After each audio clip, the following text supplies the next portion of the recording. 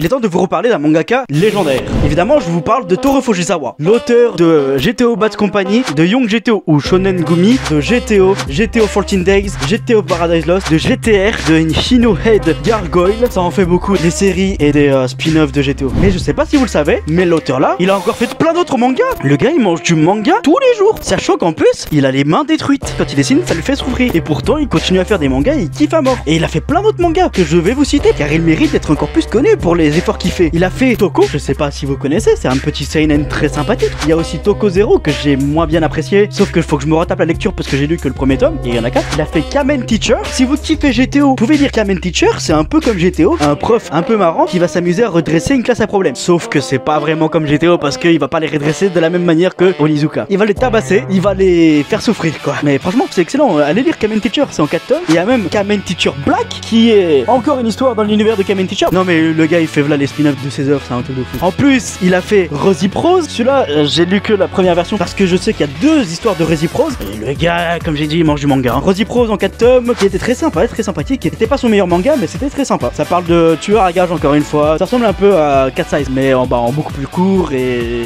un tout petit peu moins bien. Mais toujours aussi bien dessiné parce que c'est Toru Fujisawa. Il fait des dessins magnifiques. Mais je disais, il a fait un autre manga qui se passe dans le même univers de Rosy Prose. Il a fait Rosy Zero. Bon, le nom il est pas très rechargé parce qu'au final, entre Rosy Prose et Rosy Zero, il fait pas une grosse différence. Celui-là, je l'ai pas lu donc je peux pas vous dire si c'est bien ou pas. Et puis il a fait d'autres petits mangas qui sont pas vraiment connus en France, que je n'ai pas lu parce qu'ils sont pas encore arrivés en France, mais ça peut potentiellement vous intéresser parce que certaines vont bientôt arriver en France. Sinon, ce gars-là, il a fait Animal Joe, River Randy, il a fait le scénario de Soul Messenger, Soul Reviver, Shonen 7, Happy, Wild Baseballers, Shimizu Sanchi Momoide, Love You et Desugata. Les dessins de Gavan, Hero of the Dark Side. Il a fait aussi le manga Oishi Kamishama et il a fait le scénario de Dark Goddess. Vous devez peut-être le connaître parce que c'est arrivé en France, perso je l'ai pas lu, donc j'en sais rien. Et actuellement, il fait encore 2 mangas en cours. Du coup, j'étais au Paradise Lost qu'on a déjà parlé plusieurs fois, et aussi il fait le scénario de Red Data Planet.